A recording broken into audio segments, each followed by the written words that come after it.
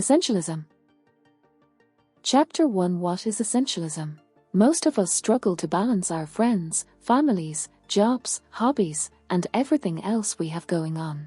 And instead of picking a few things to tackle, we try to do everything. We spread ourselves thin, which can lead to burnout and exhaustion. Greg Mckeown, author of Essentialism, describes one Silicon Valley executive who experienced this regularly. This executive was quick to say yes to any project or meeting. Eventually he found himself constantly stressed and overwhelmed, even the quality of his work decreased. He went to a mentor for advice, who told him to approach his job like a consultant and only sign onto the projects most aligned with his talents. So the executive made a daily commitment to say no to anything that wasn't absolutely vital for him to take on. He asked himself, is this the very most important thing I should be doing with my time and resources right now? With this newfound confidence to focus on only the essential, he became less stressed and his quality of work improved. Much to his surprise, his colleagues appreciated his commitment to only sign onto tasks where he could offer his full attention.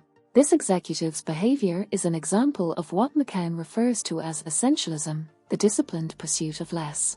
When we practice essentialism, we focus only on what is absolutely vital, rather than try to take on every task, project, or activity available to us.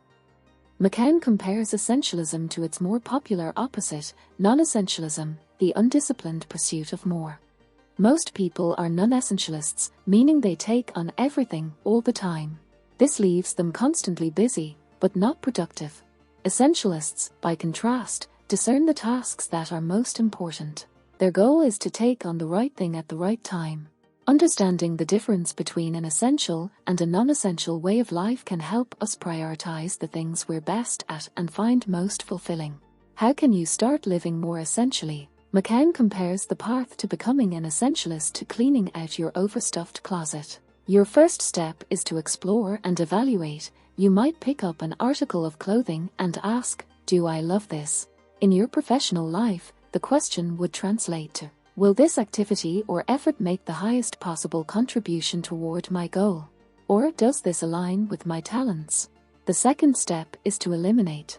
Once you decide something isn't worth keeping, it's crucial to get rid of it. And the last step is to execute. Make a habit of looking at your life and committing to only what's vital. Throughout the process of becoming an essentialist, you'll better learn how to focus on what matters and how to get rid of what doesn't. Chapter 2. Discover choice. Have you ever felt trapped in a situation, uncertain of whether you had any choice in the matter? Mckeown describes a time he felt this way while studying to become a lawyer. One day, he gave himself an exercise. He asked himself, if you could do only one thing with your life right now, what would you do, and wrote down his answer. Much to his shock, he did not write down law school. Mckeown realized then that he had never actually chosen law school. He just never believed anything else was an option. He concludes that, in sacrificing my power to choose, I had made a choice, a bad one. Our power to choose can never be taken or given away. So the important thing is remembering that we have it, and then using it in ways that serve us. For instance, Mckeown exercised choice by quitting law school to become a teacher and author. Mckeown urges us to recognize that the power to choose cannot be taken away or even given away, it can only be forgotten. Why do we forget our ability to choose? Mckeown believes we can develop learned helplessness, a condition discovered by Martin Seligman and Steve Meyer. In their experiments, Seligman and Meyer placed dogs into one of three groups. Afterwards, each dog was placed in a box with a divider. One side produced shocks and the other side didn't. The dogs that were able to stop the shocks, or had not been shocked, learned to step over the divider to avoid pain. But the dogs that were unable to control the shocks previously now did nothing. They had learned to be helpless, and simply accepted their fate. Mckeown has seen humans fall prey to learned helplessness too. Usually it shows up in one of two ways. Some people just check out and stop trying. Others try to do it all because they don't believe they have a choice in what opportunity, assignment, or challenge to take on. Thus, remembering that we have the power to choose is vital. Mckeown also suggests that we practice it, develop your ability to choose choice, in every area of your life. One simple way to do this is by replacing the words I have to with I choose to in your vocabulary. This simple swap allows us to exercise, rather than surrender, our right to choose. Next, we'll figure out how to discern the things worth choosing. Chapter 3. Learn to prioritize. To further understand the value of essentialism, consider the approach of one of the world's greatest chefs, Ferran Adrià. Mckeown argues that Adria epitomizes the less is more mentality of essentialism in a few different ways. First, Adria is known for his ability to reduce traditional dishes down to their most fundamental components and then reinvent them in unexpected ways. Secondly, throughout the 2000s his restaurant El Bulli had over 2 million reservation requests every year but only served 50 people a night. They were also regularly closed for 6 months of the year so that the restaurant could become a food laboratory. This allowed Adria to turn his attention to creative experimentation. By limiting the things he focused on, Adria was able to excel in his craft. Following in Adria's steps may seem daunting.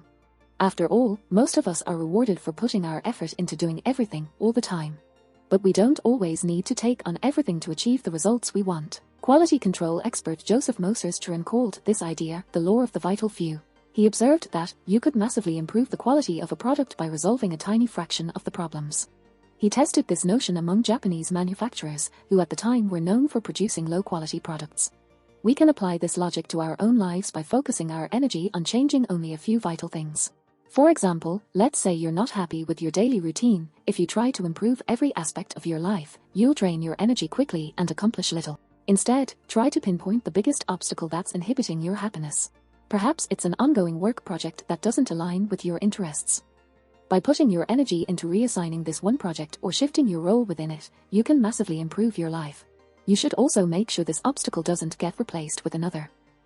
If you need to identify a task you'd like to focus on instead, ask yourself, what is the thing I want to go big on?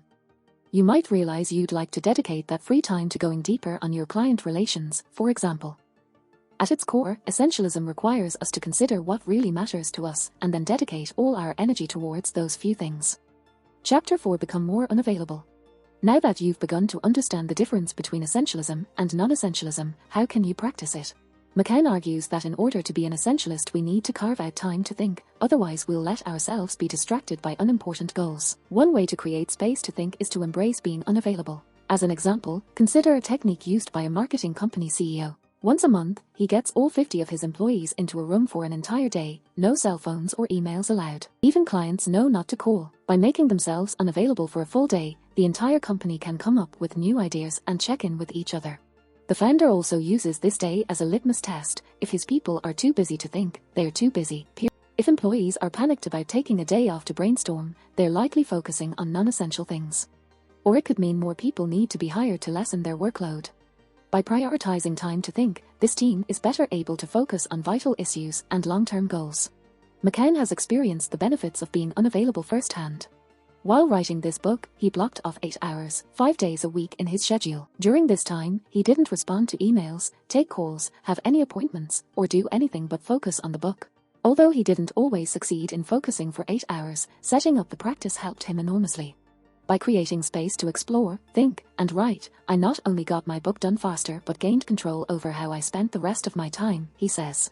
If all of this sounds obvious to you, take a moment to consider the last time you set aside time to think. For most of us, the answer might be during my commute or during my shower.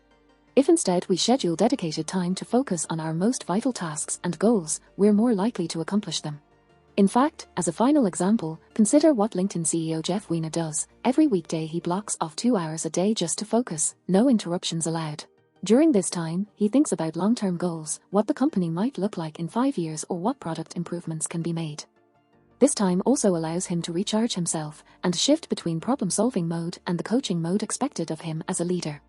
Weiner has seen the negative effects of lack of focus in other companies. For him, creating space to think is more than just buzzwords, it's a necessary daily practice. Chapter 5: Play More. No one ever taught us how to play as children. We naturally gravitated towards toys or games of hide and seek. But by the time we reached adulthood, most of us forgot how to play. We began to see it as something trivial or distracting. But play, which Mckeown defines as anything we do simply for the joy of doing rather than as a means to an end, is incredibly important in our adult lives. The National Institute for Play has studied over 6,000 individuals and found that play improves our health and relationships. It also helps us develop our minds, adapt to changing environments, and problem-solve more effectively. The benefits of play even extend to the animal kingdom, where it aids the development of survival skills. For example, researcher Bob Fagan found that bears who played the most tended to live longer lives. Fagan explains, in a world continuously presenting unique challenges and ambiguity, play prepares these bears for a changing planet. Mckeown believes that play is fundamental to becoming an essentialist for 3 reasons. The first is that play broadens our options.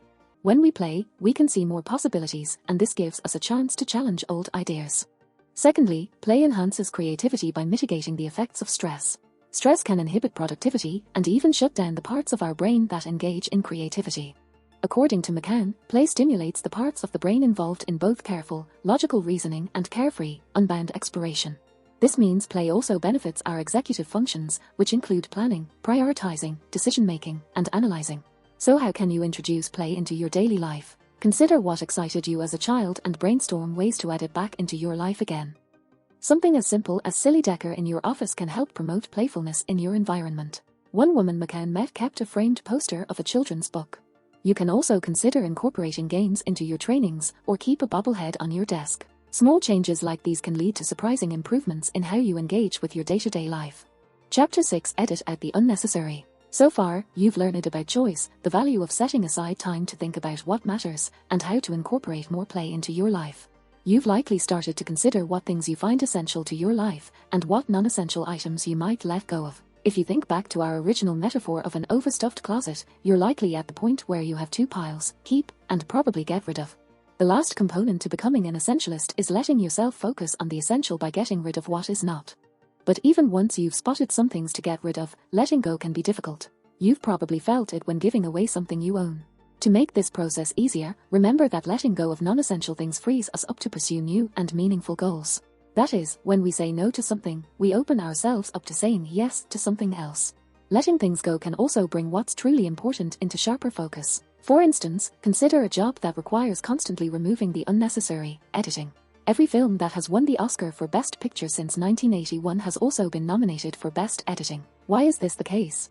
Mckeown argues that a good editor is someone who uses deliberate subtraction to add life to the ideas, setting, plot, and characters. Editing is crucial for creating things we love, and if we can apply the editor's eye to our daily routines, we can create lives we love living. Now that you're motivated to become the best editor for your life, how do you do it?